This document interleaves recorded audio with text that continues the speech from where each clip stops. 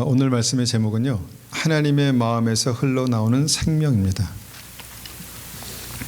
제가 저도 말씀을 많이 듣습니다. 간증도 듣고 믿음은 들음에서 나는 것 같아요. 그렇게 들으면 하나님께서 제 마음 가운데 말씀하시는 게 있어요. 근데 이번 주에는 제가 기도하고 또 말씀을 듣는 가운데, 간증을 듣는 가운데, 생명이 우리가 보통 말씀이 생명이고 말씀이 능력이다 이렇게 얘기하잖아요. 근데 그 말씀이 무엇인가 봤더니 하나님의 마음이더라고요. 하나님의 마음. 그래서 오늘은 하나님의 마음에서 흘러나오는 생명, 하나님의 마음이 무엇인가, 또 하나님의 마음에서 흘러나온다는 것이 어떤 것인가를 우리 말씀을 통해서 확인하는 그런 은혜가 있기를 원합니다. 사도행전 13장 21절부터 23절까지 말씀을 보겠습니다. 사도행전 13장 21절에서 23절까지.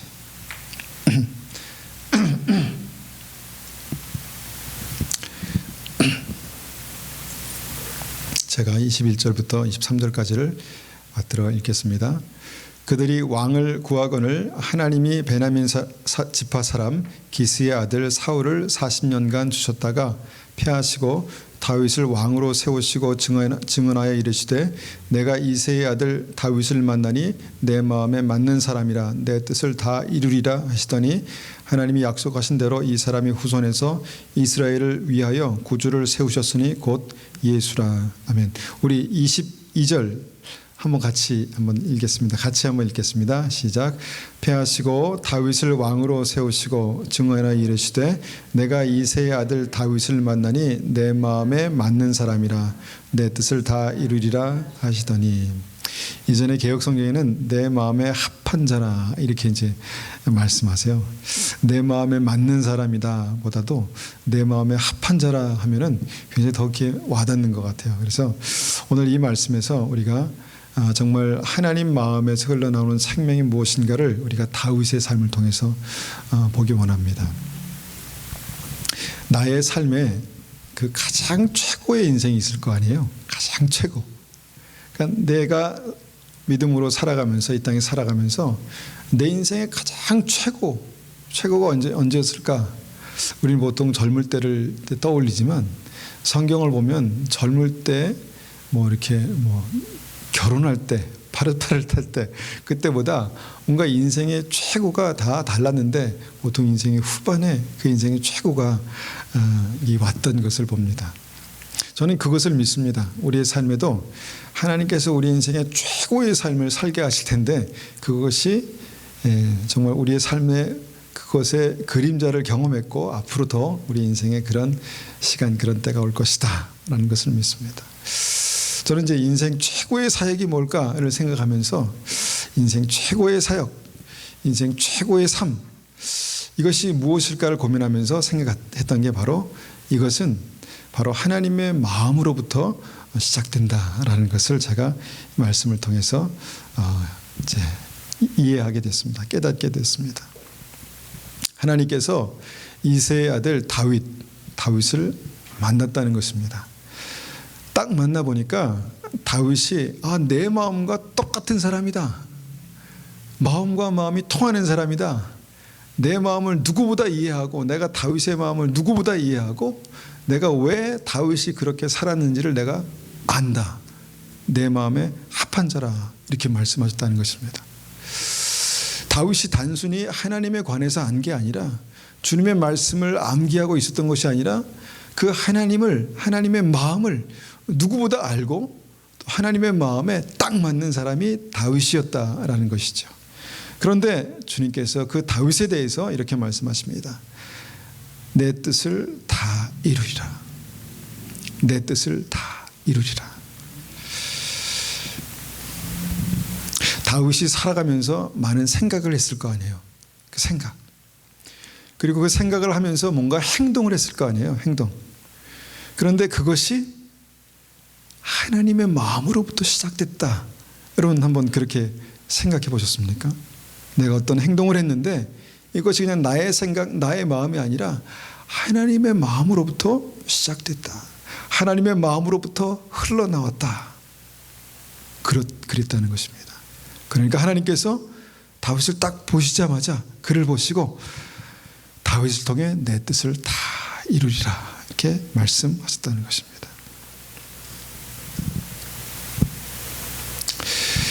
하나님 마음에서 흘러나오는 삶이 무엇일까? 하나님 마음에서 흘러나오는 생각이 무엇일까? 이런 이제 고민하면서 다윗의 인생을 한번 이렇게 어떤 포인트를 한번 이렇게 조명해 보기 원합니다. 사무엘상 16장 7절에 하나님께서 다윗을 딱 보실 때 하신 말씀이 있습니다. 사무엘상 16장 7절 보니까 여호와께서 사무엘에게 이르시되 그 용모와 키를 보지 말라. 내가 이미 그를 버렸노라. 내가 보는 것은 사람과 같이 아니하니 사람은 외모를 보거니와 나 여호와는 중심을 보느니라. 우리에게 익숙한 말씀입니다. 하나님께서는 외모, 형편, 상황을 보시지 않고 중심을 보신다. 중심. 이 중심이 바로 하나님의 마음이라는 것입니다. 하나님의 마음. 그래서 그 하나님의 마음, 중심을 보니까 내 마음과 합한 사람이다. 그렇게 말씀하셨다는 것이죠. 무엇이 하나님의 마음인가? 여러분 생각해 보셨습니까? 저는 내 마음과 같아서, 저의 생각은 나의 생각과 같아서 이런 말씀을 하시는데 어떤 것이 하나님의 마음일까요? 누구보다 하나님의 마음을 이해하시는 분들은 이것이 하나님의 마음이야. 굳이 설명하지 않아도 하나님의 마음을 이해할 수 있을 것 같습니다. 그냥 하나님의 마음을 추상적으로 말씀으로만 알았던 분들은 오늘 이 말씀을 통해서 하나님의 마음이 이것이겠구나. 하나님의 마음이 이것이구나. 그렇게 아시기를 축원합니다. 성경을 보면은요. 어떤 실제적으로 굉장히 중요한 어떤 그 진리를 말씀하시기 위해서 반대편의 예를 활용하시는 경우가 있어요. 그게 마태복음 23장 23절에 있는 말씀입니다. 지난주에도 우리가 이것을 읽었는데 같이 한번 읽어보겠습니다. 같이 한번 읽어보겠습니다. 화 있을진저 외식하는 서기관들과 바리새인들이여 너희가 박하와 회양과 근처의 11조는 들이되 율법에 더 중한 바 정의와 긍휼과 믿음은 버렸도다. 그러나 이것도 행하고 저것도 버리지 말아야 할지니라. 하나님께서 바리새인들에게 회칠한 무덤이다. 외식하는 자다. 아주 굉장히 신랄하게 비판하셨잖아요. 그런데 바리새인들을 그렇게 비판했던 외식이라는 게 뭔가? 왜 주님께서 그렇게 그들을 그렇게 신랄하게 비판하셨나를 말씀하시는 부분입니다. 보니까 율법에 더 중한 바, 율법의 핵심을 버렸다는 것입니다. 버렸는데 그것이 뭐냐면 정의와 긍휼과 믿음이었다. 이렇게 말씀하십니다.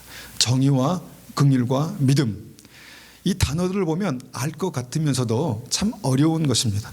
정의를 버리고 긍휼을 버리고 믿음을 버렸다는 게 무엇인가?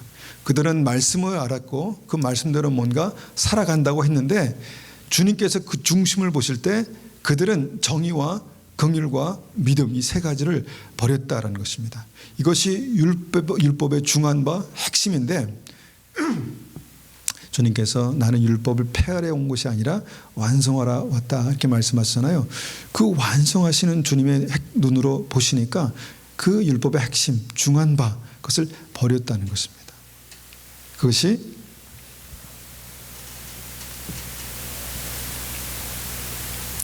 정의와 긍휼과 믿음인데 그것이 뭘까요? 이게 하나님의 마음이라는 것입니다. 하나님의 마음. 단순한 단어, 그냥 단어에 대한 이해가 아니라 하나님의 마음이라는 것입니다. 마리아가 300데나리온의 향유를 부었을 때 예수님의 발에 그 부어드렸을 때 예수님께서 무엇을 받으셨다고 생각하십니까? 300데나리온의 값어치를 받으셨을까요? 향유의 향기로운 냄새를 주님께서 받으셨을까요? 향기를 받으셨을까요? 예, 물론 그것도 받으셨죠. 그런데 주님께서 받으신 것은 그 향유를 부어드리는 마리아의 마음을 받으신 것입니다. 동의하시죠? 마리아의 중심을 받으셨다는 것입니다. 생각이 아니라 어떤 이론이 아니라 마리아의 중심을 받으신 것이죠. 그것에 대해서 가룟 유다가 저가 가난한 자들을 생각하지 않는다. 팔아서 비싼 값에 팔아서 가난한 자들에게 나눠주면 얼마나 좋으련만 이것은 완전히 낭비고 허비다. 맞는 말이죠. 뭔가 하나님의 진리 안에 정말 선포되어야 될 그런 말씀 같습니다. 그런데 중심을 보니까 무엇입니까? 하나님의 마음이 없었다는 것입니다. 하나님의 마음이 없었다는 것입니다.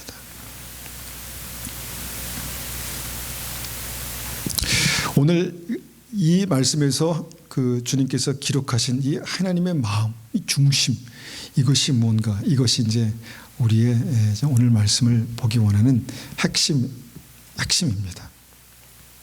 그래서 마리아의 행동은 주님의 마음에 꼭 맞았습니다. 바로 이거다. 너무 감사하다. 너무 고맙다. 그래서 주님께서는 복음이 전해지는 곳마다 이 여인이 행한 것도 전해져야 한다. 이렇게 말씀하셨어요. 이것이 복음이다. 이렇게 말씀하셨습니다. 근데 그 복음이 뭡니까? 콸콸콸 향유를 드렸다는 것입니까? 아닙니다. 그 마음을 드렸다는 것입니다. 마음의 중한 바를 드렸다는 것이죠. 이것이 이제 주님의 마음에 대한 주의 말씀입니다. 우리가 이제 이런 측면에서 여러 가지 말씀 보면은 정말 하나님의 마음이 무엇인가를 우리가 이해할 수 있는 말씀들이 있는데, 자, 이것도 보십시오. 디모데후서 3장 16절에는 이렇게 말씀하십니다.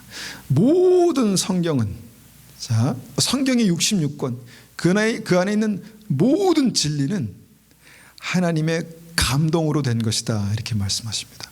교훈과 책망과 바르게 함과 의로 교육하기에 유익하다. 이 말씀은 하나님의 감동으로 된 것이다. 이렇게 말씀하십니다. 성령의 감동으로. 자, 우리가 어떻게 감동을 느낍니까? 생각으로, 이론으로? 아닙니다. 마음으로 느끼잖아요. 주님의 마음에 감동으로 기록된 말씀이 진리다라고 말씀하신 것입니다. 모든 성경이, 모든 진리가 이론과 지식이 아니라 하나님의 마음, 하나님의 감동으로 기록된 말씀이다라고 기록하신 것입니다. 자, 그래서 이 다시 다윗의 삶을 보면 그가 하는 생각, 그가 하는 말, 그의 감정, 그의 행동이 어디로부터 흘러나왔다고 말씀하십니까? 어디로부터 흘러나왔습니까? 하나님과 합한 마음, 하나님의 마음으로부터 흘러나왔다라는 것입니다. 그리고 그에게 내 뜻을 다 이루리라. 우리가 그렇게 되면 얼마나 좋겠습니까? 그러면 우리의 삶에 형통한 은혜가 나타나지 않겠습니까? 무엇을 하든 어디 가든 하나님의 마음으로 생각하고 하나님의 마음으로 말하고 하나님의 마음으로 행동할 수 있다면, 단순한 지식이 아니라 이건 이렇게 돼야 되는데 이건 잘못됐는 데가 아니라 하나님의 마음의 감동으로 우리가 말하고 생각한다면 하나님께서 우리를 볼 때 뭐라고 말씀하실까요? 너를 보니 내 마음에 합한 자로다. 내가 너를 통해 나의 뜻을 다 이루리라. 여러분, 그런 인생이 되시기 원하시죠? 지금 대답하시지 않으신 분은 원하지 않는 거 아니시죠? 그런 인생을 원하시죠? 원합니다. 그러면 우리가 이제 다윗의 삶의 어떤 한 세 부분 정도를 보면서 다윗이 어떻게 하나님의 마음을 소유했는가를 한번 생각해 보기 원합니다. 처음에 다윗이 등장하는 이제 이 시점에서 골리앗과의 싸움, 우리 머릿속에 각인되어 있는 어떤 장면이 떠오릅니다. 사무엘상 17장 26절에는 그 장면을 이렇게 소개하고 있습니다. 17장 26절 보면 다윗이 곁에 서 있는 사람에게 말하여 이르되 이 블레셋 사람을 죽여 이스라엘의 치욕을 제거하는 사람에게는 어떠한 대우를 하겠느냐. 이 할례받지 않는 블레셋 사람이 누구이기에 살아계시는 하나님의 군대를 모욕하겠느냐. 여러분, 이 말씀을 보면은 다윗의 어떠한 마음이 느껴지십니까? 어떤 마음이 느껴집니까? 다윗이 기회를 잡아서 지금 이스라엘에 뭔가 이 공을 세우고 장군이 되려 하는구나, 이것이 느껴지십니까? 막 머리 돌아가는 소리가 막 들리면서 다윗이 뭔가 기회를 잡았구나, 이제 다윗이 뭔가 하나님 앞에서 앞서가겠구나, 이런 것들이 느껴지십니까? 아니죠. 화가 느껴집니다. 막 분노가 느껴지는 거죠. 분노. 저게 누구이기에 살아계시는 하나님의 군대를 모욕하겠느냐. 이 군대에 대한 어떤 자부심이 무너져서 한 말이 아니죠. 하나님의 군대를 모욕하는, 이 하나님을 모욕하는 저 이방인은 누구냐 과연. 내가 저를 꺾으리라, 내가 저를 죽이리라 라는 그런 분노가 느껴진다는 것입니다. 다윗에게는요, 이 하나님의 이름이라는 것 때문에 생명을 걸 수 있는 어떤 그것이 있었습니다. 옳고 그름을 분별할 수 있는 그것이 있었는데, 그것이 뭐냐면 하나님의 이름이 너무너무 소중한, 하나님이 나에게 너무너무 소중한 분이셨다라는 것입니다. 여러분, 누가 우리 엄마를 욕하면 어떻습니까? 침착하시네요, 집사님은. 우리 어머니를 욕하면 화가 납니다. 화가 나죠. 우리 아이를, 사랑하는 아이를 욕하면 화가 납니다. 물론 그것이 사실일지라도 화가 납니다. 화가 납니다. 여러분, 다윗이 그렇게 화가 났던 이유가 뭘까요? 바로 하나님에 대한 사랑입니다. 사랑하니까 화가 난 거예요. 하나님의 이름이 그렇게 망령되게 말아해지는 게 화가 났다는 것입니다. 하나님에 대한 마음, 하나님에 대한 마음이 다윗에게 이렇게 통했다는 것입니다. 처음에. 그래서 하나님께서 골리앗을 이길 수 있는 능력을 주시고 하나님의 뜻을 이루게 하신 거죠. 이게 첫 번째 다윗이 쓰임받는 장면입니다. 저는 가끔 우리의 방송 매체들이 살아계신 하나님의 교회를 막 욕할 때 제 마음이 어떻게 반응하나 이렇게 볼 때가 있습니다. 예전에는 정말 저러면 안 되는데 저런 때려주기를 뭐 이렇게 반응하기도 했는데, 여러분 생각해 보십시오. 예수 그리스도의 핏값으로 사신 교회가 아무리 사대 교회 같을지라도 주님께서는 그 교회를 향한 하나님의 뜻, 하나님의 생각들을 회복이라고 말씀하십니다. 저주 끝내라, 난 버렸다가 아니라 회복을 말씀하시는 하나님을 우리가 보게 되는 것이죠. 우리가 교회에 대한 많은 소식들을 들을 때, 하나님의 교회에 대한 많은 소식을 들을 때 하나님의 마음을 품고 우리가 그것을 듣는다면 어떨까요? 과연 누가 내 자식을 정말 개차반이라고 만약에 욕할 때 그것을 듣는 부모의 마음이 어떨까요? 너무 사랑하기 때문에 마음이 찢어지겠죠. 하나님의 교회가 지금 그런 상황 가운데 있을 때가 있습니다. 특별히 인터넷이 굉장히 발달해서요, 그런 소식은 삽시간에 퍼집니다. 그러면 그것을 듣고 있는 하나님의 사람들의 마음은 어떨까요? 당연하다, 저런 것들은 없어져야 돼 라고 하기 전에, 그런 죄는 물론 없어져야죠 하기 전에 하나님의 마음은 어떨까를 생각해 보는 거죠. 내가 하나님의 마음과 같은 마음인가? 찢어지고 아파서 기도하고 중보할 수 있는 마음인가? 회복을 위해서 기도할 수 있는 마음인가? 회개를 위해서 기도할 수 있는 마음인가? 하나님 세우신 목사, 한때는 은혜 받고 헌신해서 목사가 된 분들, 또 은혜 받고 헌신해서 성도로 섬기시는 분들의 어떤 쓰러지는 모습들을 볼 때 충분히 우리는 욕할 수 있습니다. 충분히 욕할 수 있죠. 그런데 하나님의 마음을 품은 하나님의 사람들은 어떨까요? 마음이 찢어지겠죠. 하나님의 이름이 정말, 하나님의 이름이 망령된 일컬음을 받을 때, 성경의 단어 외에 우리가 쓰는 단어가 생각이 안 나네요. 하나님의 이름이 욕을 먹을 때 화가 나죠. 화가 나고 정말 그것을 너무너무 안타깝게 여기시는 주님의 마음이 저는 느껴지는 게 맞다고 생각합니다. 마음이 찢어지는 안타까움, 오래 참고 오래 참으셔서 돌이키고 회개해서 돌이키시기를 기다리는 아버지의 마음, 그 마음이 저는 하나님의 마음이라고 믿습니다. 그렇게 우리가 그런 시각으로 보면 하나님은 이런 상황에서 어떻게 생각하실까, 어떻게 느끼실까, 굉장히 중요한 것 같아요. 옳고 그름을 분별하고 무엇이 잘됐고 잘못된 것을 얘기하기 전에 내 마음이 하나님의 마음과 같을까, 굉장히 중요한 주제라고 믿습니다. 그래서 하나님의 이름에 대한 다윗의 태도가 하나님의 마음이었습니다. 하나님의 이름에 대한 나의 태도가 하나님의 마음이라고 믿습니다. 바로 이제 이것이 첫 번째 그 바리새인들이 버렸던 정의, 긍휼, 믿음 중에 정의라고 믿습니다. 그럼 정의가 무엇입니까? 그냥 옳고 그름 이것을 따지는 게 정의입니까? 아닙니다. 하나님의 마음, 하나님께서 그 삶 속에 그 사건과 일들 가운데 영광 받으시는 것이 옳은 것입니다. 정의입니다. 그렇잖아요. 그렇지 않습니까? 바리새인들은요, 하나님의 이름보다 사실 자기들의 이름이 더 중요했던 사람들이에요. 자기가 피해를 받고 자기를 그렇게 회칠한 무덤이라고 말씀하신 주님을 그냥 무조건 자기를 돌아보고 내가 왜 그렇게 그런 말을 들어야 되는가 이렇게 생각했던 사람이 아니라 바리새인들은 하나님의 이름보다 자신의 이름이 더 중요했던 사람들입니다.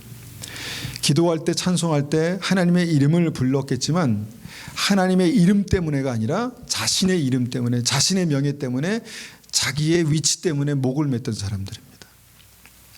정말 하나님의 이름이 나의 삶 가운데 영광 받으시기를 원하시는가? 이것이 다윗의 삶에 중요했던 것처럼 여러분 모든 믿음의 삶 속에 중요하게 될 때 이것이 바로 하나님께서 우리의 삶 속에 부어주시는 하나님의 마음이라고 믿습니다. 다음으로 우리가 이 다윗의 삶을 보면요, 이제 다윗이 기름 부으심 받고 이제 하나님의 왕국을 만들어가는 과정에서 누가 다윗을 도와서 나라를 만드는가를 보게 됩니다. 여러분 혼자 할 수 있는 게 아니잖아요. 왕국을 이룰 때는 함께 돕는 사람들이 있었을 것입니다. 이스라엘을 건국할 때 함께 도왔던 사람들이 누굴까요? 우리가 알고 있는 대로 우리가 생각하는 그런 사람들이 아니었다는 것입니다. 사무엘상 21장 1절을 한번 보겠습니다.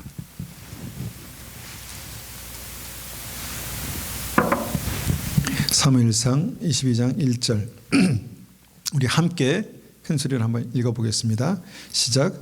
그러므로 다윗이 그곳을 떠나 아굴람 굴로 도망하매 그의 형제와 아버지의 온 집이 듣고 그리로 내려가서 그에게 이르렀고 환난당한 모든 자와 빚진 모든 자와 마음이 원통한 자가 다 그에게 모였고 그는 우리의 우두머리가 되었는데 그와 함께한 자가 400명 가량이었더라.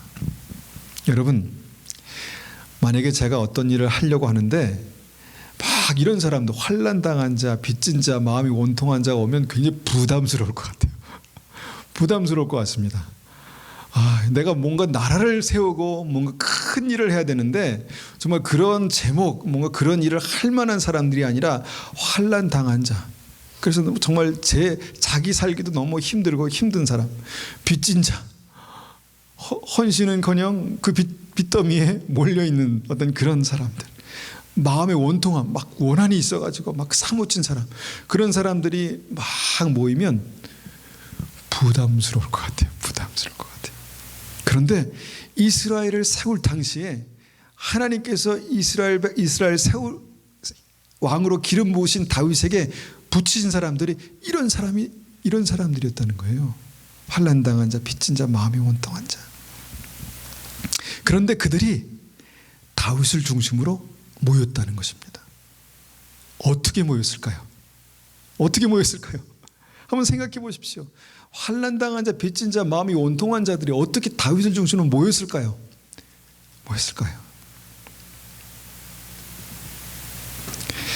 모일 뿐만 아니라 여러분 이들이 변화됐습니다. 변화됐다는 것입니다. 어떻게 그들이 변화됐을까요? 그리고 그들이 하나님의 왕국을 세우게 됐다는 것입니다. 이스라엘을, 정말 온전한 이스라엘을 건국하게 됐다는 것입니다. 여러분, 여기서 우리가 이 일을 통해서 다윗의 마음을 들여다보면 그 다윗의 마음 가운데 있었던 것이 곧 하나님의 마음이었다는 것입니다. 하나님의 마음.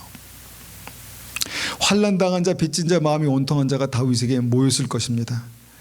그런데 어떻게 했을까요? 그들을 들어주고 안아주고 긍휼히 여기고 감싸주고 뭔가 격려해주고 위로해주면서 하나님께서 나의 삶 가운데, 우리 삶 가운데 함께 하실 거라고 그렇게 얘기하지 않았을까요? 다윗의 리더십은 그런 리더십이었습니다. 한마디로 말하면 다윗은 정말 어려운 사람들을 긍휼히 여길 수 있는 사람이었습니다. 아파하고 같은 마음을 품고, 그들과 같은 마음을 품고 안타까워하면서 그들의 마음을 정말 품을 수 있는 그 위로자였다는 것입니다. 그런 사람들이 다윗 주위에 모였고, 그런 사람들이 회복됐고, 그런 사람들이 하나님의 나라 이스라엘을 건국했다는 것입니다. 우리가 하나님의 마음을, 우리가 성경을 통해서 이렇게 읽다 보면 하나님의 마음은요, 긍휼히 여기는 마음입니다. 죄인을 긍휼히 여기고 상한 자를 긍휼히 여기고 그들의 아픔을 나의 아픔으로 여겼던 사람이 바로 하나님의 사람들이었다는 것입니다. 그들의 이야기를 들어주고 함께 웃고 함께 울고 고민했던 사람들이라는 것입니다. 그래서 다윗이 그들의 마음을 얻었습니다. 그래서 중요한 것은, 그래서 다윗이 하나님의 마음을 얻었습니다. 그런데 하나님은 다윗이 내 마음에 합한 자라고 말씀하시고 그를 통해서 말씀하시고 그를 통해서 역사하셨다는 것입니다.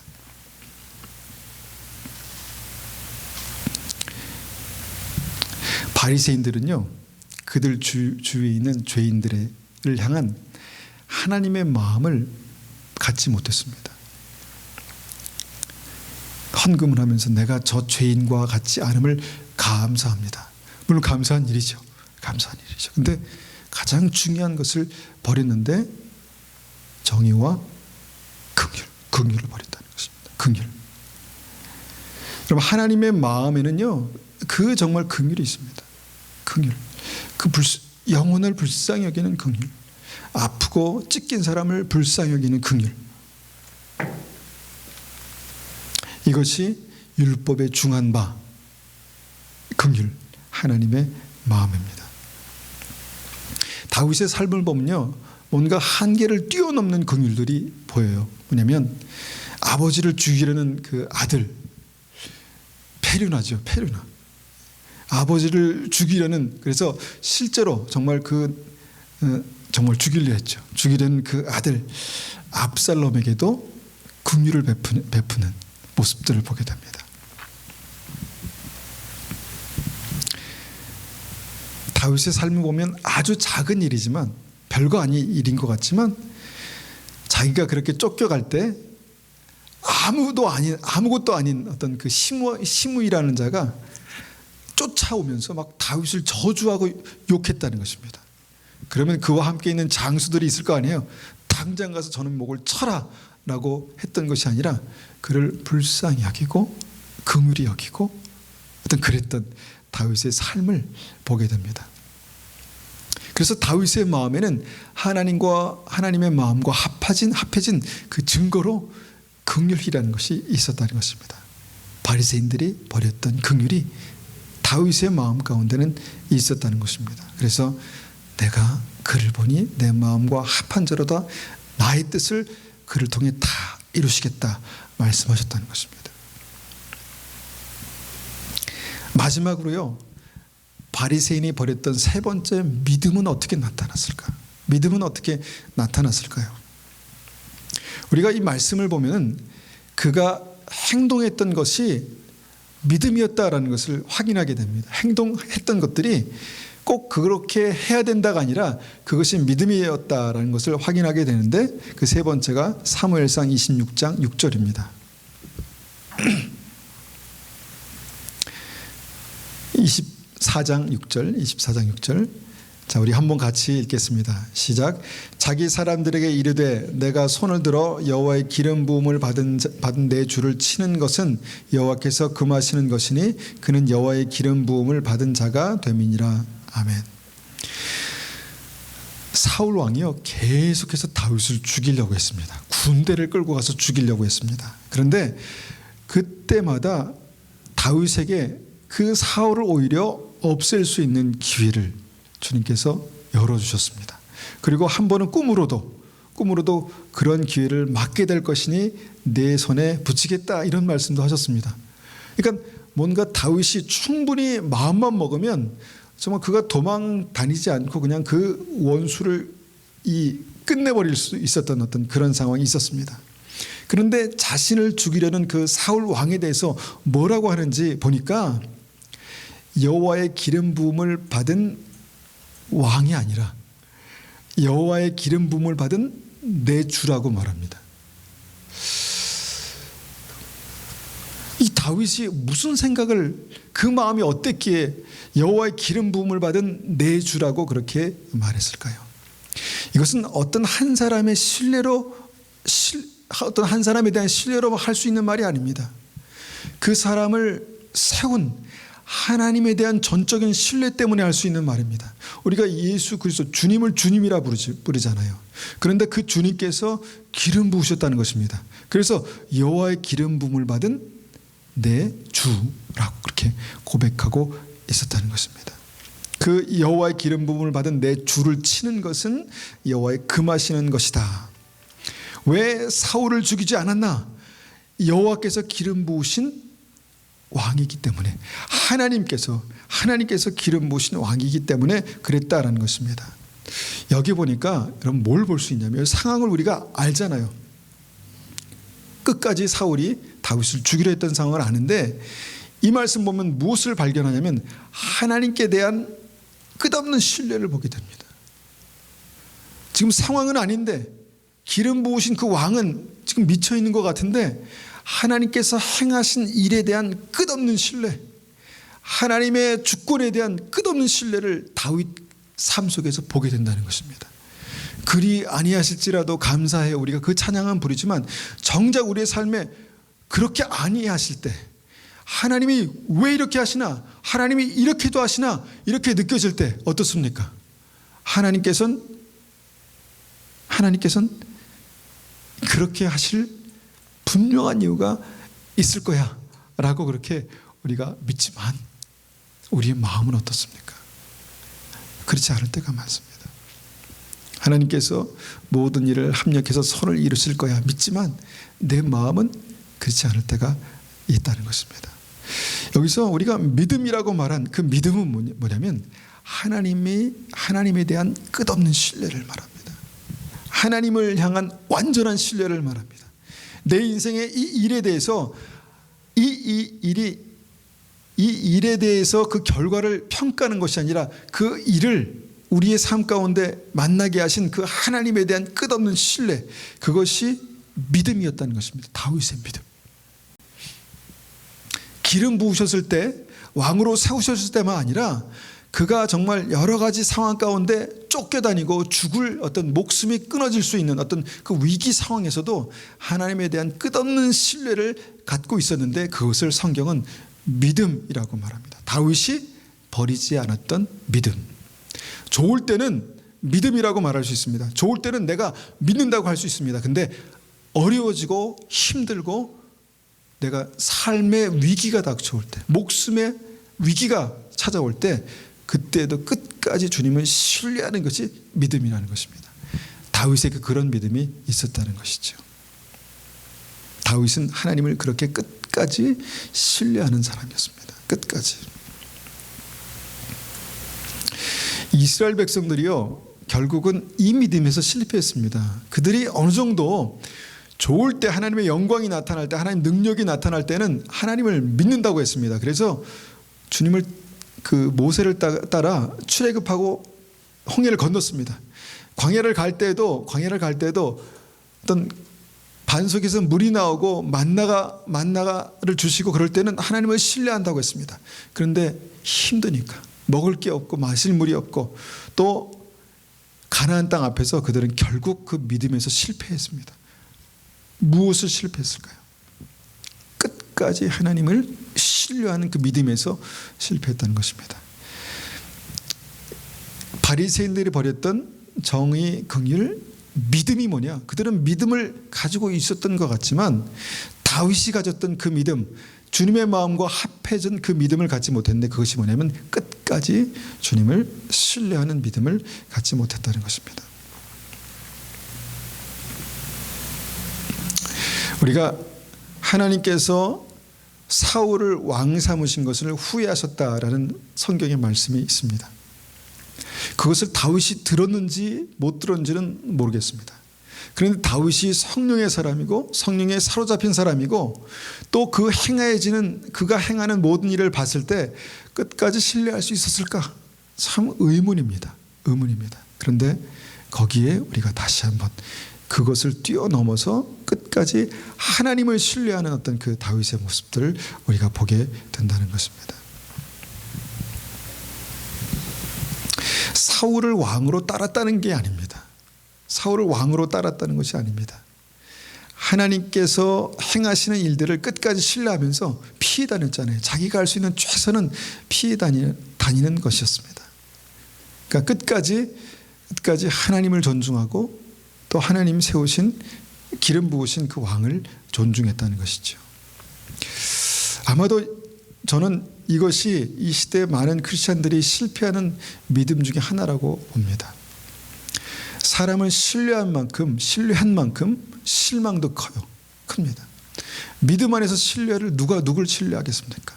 믿음이 있었던 사람들, 믿음이 있다고 하는 분들을 신뢰하겠죠. 그렇지 않습니까? 믿음이 있다고 하는 사람, 믿음이 있는 사람들을 신뢰합니다. 그러다가 그 신뢰가 깨지면 어떻습니까?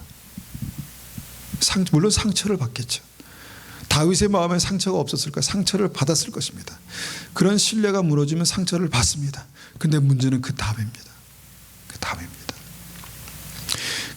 지금은 기름 부어서 왕으로 세우고 그런 건 없지만 하나님께서 어떤 이 믿음의 역사 가운데 사용하시는 사람들이 있습니다.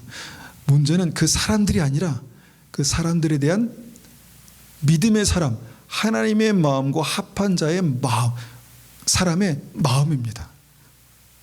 그 마음이 하나님과 합해졌다. 그렇게 말씀하셨다는 것입니다. 하나님은 버리신 사울 왕을 40년 동안 그 자리에 세우셨습니다. 40년 동안. 그 기간 동안에 다윗은 계속해서 쫓겨다닌 거예요.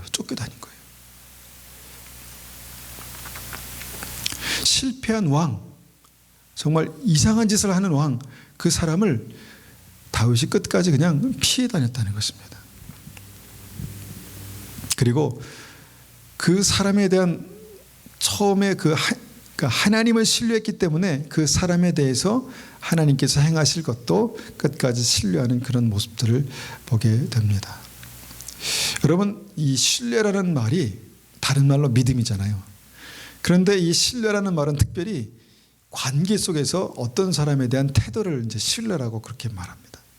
그런데 그 신뢰가요, 하나님에 대한 신뢰, 하나님과 관계 속에서 하나님에 대한 신뢰, 그 다음에 하나님께서 만나게 하신, 함께 하게 하신 사람들과의 신뢰도 포함됩니다. 사도 바울이 어떻게 사도 바울이 됐습니까? 어떻게 사도 바울이 됐습니까? 그가 교회를 핍박하던 사람이었고 스데반을 죽일 때 같이 있었던 사람입니다. 그리고 계속해서 믿는 사람들을 핍박하러 다녔던 사람입니다. 근데 그 사람이 다메섹으로 가는 길에 하나님을 만났다는 거예요. 여러분, 그 짧은 순간에 하나님을 만났다고 그 인생이 완전히 변화될 거라고 우리가 확신할 수 있습니까? 사실 어렵죠. 사실 어렵습니다. 어느 날 오더니 내가 예수님을 만났다고 말합니다. 그러니까 많은 사람들이 그것을 믿지 못합니다. 그때 바나바가 바울을 데리고 제자들에게 갑니다. 사도 바울의 말은 진짜다. 하나님께서 그를 변화시키셨다. 사도 바울은 크리스찬이 되었다. 이렇게 말하죠. 바나바 때문에 사울이 제자들 가운데 한 무리가 되었다는 것입니다. 바나바 때문에 사도 바울이 사도가 되었습니다. 그래서 신약 성경 27권 가운데 13권을 썼다는 것입니다. 여러분, 그것이 어떻게 가능했을까요? 어떻게 가능했을까요? 신뢰를 통한 믿음 때문에 가능했습니다. 우리가 하나님을 믿는다고 하지만 사람이 나에게 실망을 주고 사람이 나에게 어떤 배신을 줄 때 우리가 그 사람을 신뢰한다는 게 참 어렵습니다. 참 어렵습니다. 물론 신뢰한다는 것은 그 사람에게 모든 것을 맡기고 다윗이 그랬던 것처럼 사울 왕을 끝까지 왕으로 그냥 그렇게 충성하고 그러라는 게 아니라 하나님을 신뢰했기 때문에 그 관계 속에서 끝까지 그 신뢰끈을 놓지 않았던 그 다윗의 마음을 품는다는 것을 말씀하는 것이죠. 우리 주위에는요, 마치 믿음에서 실패한 것 같은 사람들이 많이 있습니다. 그죠? 믿음을 실패한 것 같은 사람들. 그런데 우리는 어떤 믿음을 실패한 것 같은 사람, 특별히 나의 어떤 그 삶에 관련해서 나에게 깊은 상처를 주고 어려움을 주었던 그 믿음의 실패자, 그 사람에 대해서 무참히 짓밟는 어떤 그런 마음을 품을 때가 많이 있습니다. 사정없이 판단하고 사정없이 후려치고 사정없이 버리는 그런. 그런데 이것이 하나님의 마음일까 생각해 보면 좀 어려운 부분이지만 이것이 하나님의 마음일까 생각해 보면 아니라는 것입니다. 물론 하나님께서는 사울 왕을 더 이상 왕으로 쓰시지 않았습니다. 그런데 그것이 다윗에게 어떤 영향을 미쳤나 보니까 사울이 끝까지 하나님을 신뢰함으로 그 관계 속에서 끝까지 그에 대한 신뢰끈을 놓지 않았던 어떤 그런 모습들을 보게 된다는 것입니다. 이것이 우리가 다윗의 삶 속에서 그냥 평범한 어떤 일상 같지만 굉장히 특별하게 볼 수 있는 어떤 그런 믿음의 대목입니다. 이것이 바로 믿음입니다. 하나님에 대한 믿음. 자, 그러면 한번 말씀을 정리하면서 한번 생각해 봅니다. 내 마음과 하나님의 마음이 같은가? 내가 하나님의 말씀을 알고 있습니다. 하나님의 뜻을 알고 있습니다. 그런데 중요한 것은 내 마음과 하나님의 마음이 같은가? 내 마음과 하나님의 마음이 같으면 주님께서 나의 삶을 통해서 말씀하시기 시작하고 나에게 하나님의 지혜를 주셔서 어떤 일들을 하게 하실 것이고 그 일을 통해서 하나님의 뜻이 다 이루어지게 될 것입니다. 그런데 단순히 바리새인들처럼 뭔가 어떤 그의 머릿속에 하나님의 말씀에 대한 지식은 있지만 정말 정의와 긍휼과 믿음을 버리는 그 하나님의 마음의 중심을 버리는 그 마음이 됐을 때 하나님께서 그들을 통해서 더 이상 역사하실 수 없었던 것처럼 정말 믿음 안에서 가장 중요한 게 뭘까를 생각해 볼 때 바로 이 하나님의 마음이라는 것입니다.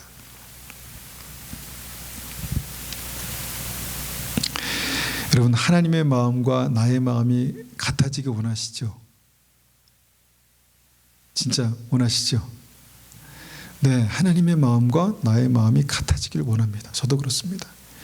그래서 제가 말씀을 전할 때 이것이 하나님의 마음에서 나오는 말씀이기 원하고 제가 말할 때 삶을 살아갈 때 이것이 하나님의 마음에서 나오는 것이 되기를 원합니다. 그런데 현실은요, 부족해요. 그렇지 못할 때가 많아요. 그런데 기준은 뭡니까? 지식이 아니라 하나님의 마음이라는 것입니다. 하나님의 마음. 누가 하나님의 마음을 알아서 하나님의 뜻을 이룰 수 있을까요? 하나님 앞에 그렇게 한번 기도해 보십시오. 주님, 하나님의 마음이 나의 마음에 부어줘서 내가 하나님의 마음을 더 깊이 경험하는 그런 은혜가 있기를 원합니다. 내가 이새의 아들 다윗을 만나니 내 마음에 맞는 사람이나 합한 자라 내 뜻을 다 이루리라 말씀하신 것처럼 하나님께서 이렇게 나에게 말씀하시길 원합니다. 내가 너를 만나니 내 마음에 합한 사람이구나. 너를 통해서 내 뜻을 다 이루겠다. 이렇게 말씀하시는 그 은혜가 우리의 삶 속에 저희 삶 가운데 있기를 간절히 원합니다. 우리 한번 그렇게 기도하겠습니다.